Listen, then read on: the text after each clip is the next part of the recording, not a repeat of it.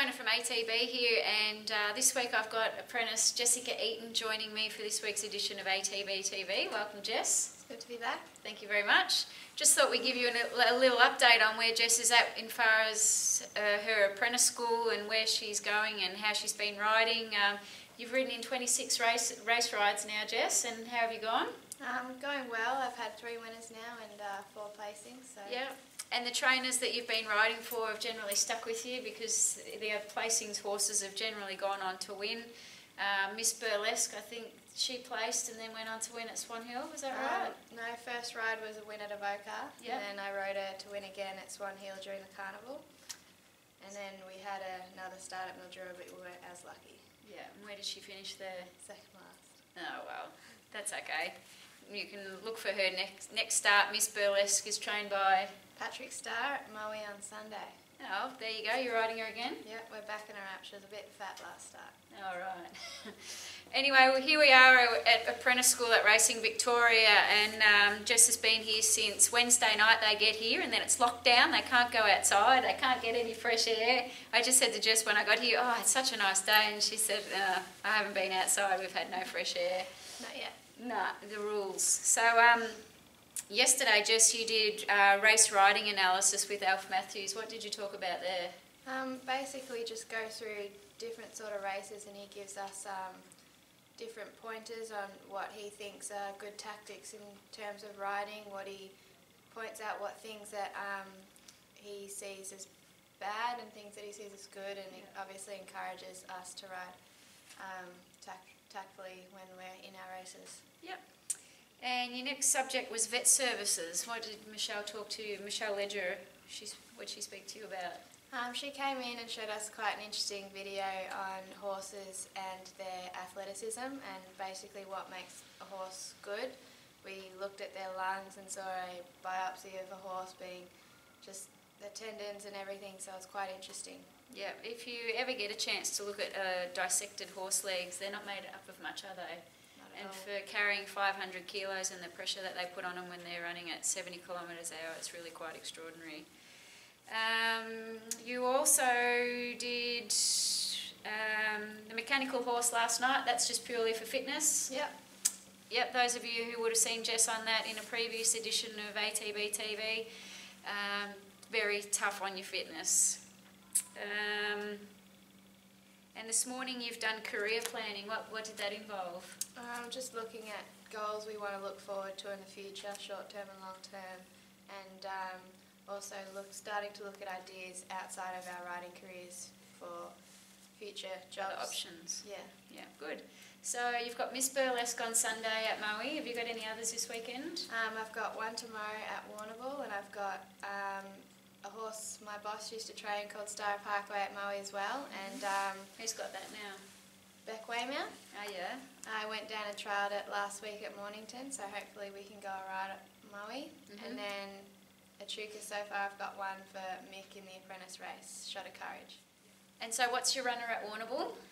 Beware of the Storm with John MacArthur. Yeah, and is there one that you think might have a chance? I think if Miss Burlesque is back to her peak, I think she'll be hard to beat. I think she's probably my best bet over the next few. And where's that one again? Maui? Yep. Yep. So Miss Burlesque at Maui, get on it.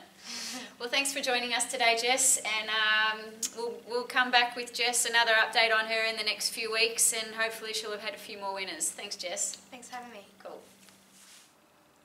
For those of you who've been following Jess, I'm sure you'd appreciate that little update on her, and you can keep an eye on her rides over the weekend, and we wish her all the best for her rides this coming week.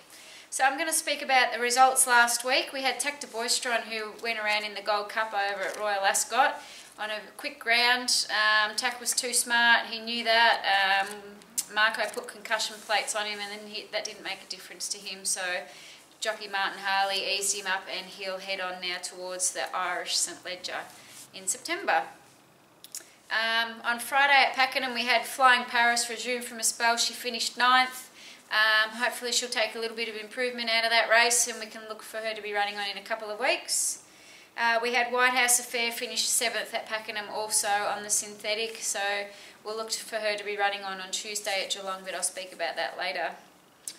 On Saturday at Moonee Valley we had Falago finish 5th. He was very unlucky not to get 3rd, copped a bit of interference in the straight, and the margin was so small between 3rd and 5th that was a little bit disappointing.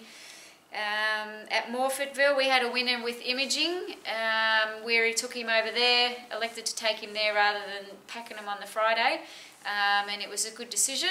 So well done to all those owners. It was been a long time coming for that horse to put it all together, but hopefully now he can continue on with some winning form.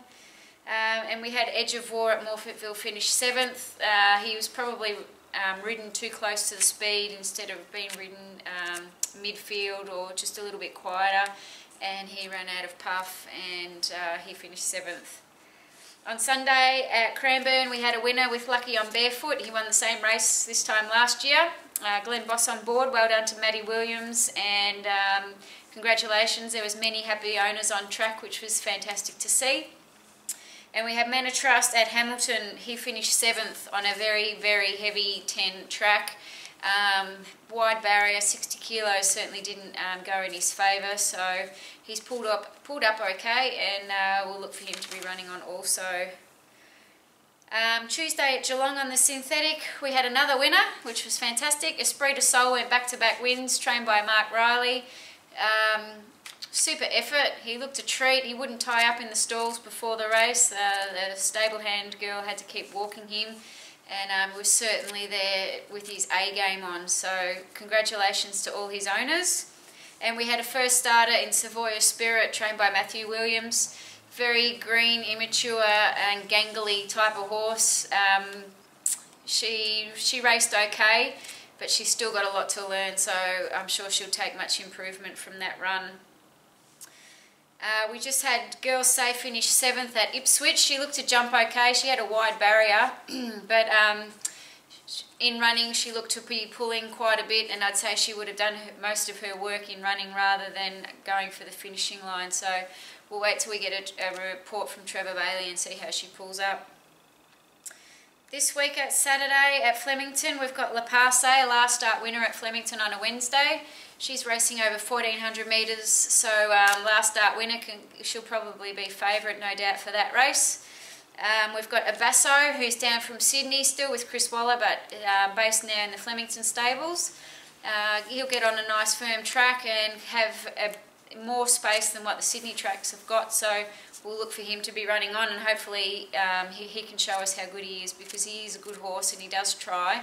So hopefully a little bit of luck will go his way and he'll get another win on the board. At Warrnambool on Saturday also we've got Supplements. She needs a heavy track, and at the moment we've got a heavy 8, so things are in her favour there. And we've also got Royal Fantasy Racing. She's last start winner at Edenhope, so good luck to those owners. And in sunny Darwin, 32 degrees, we've got Proverb having his first start.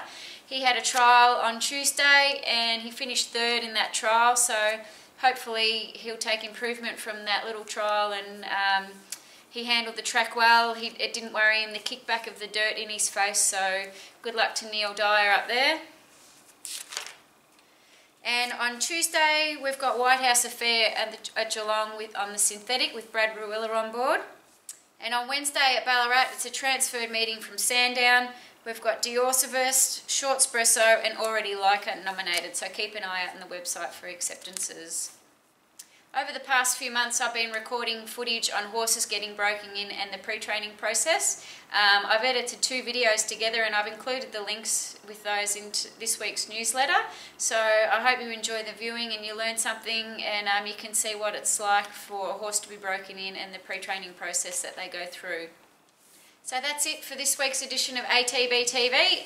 Hopefully Darren Dance will be back next week and he can enlighten us with some of his adventures while he's been over in Europe, and we'll see you then. Cheers.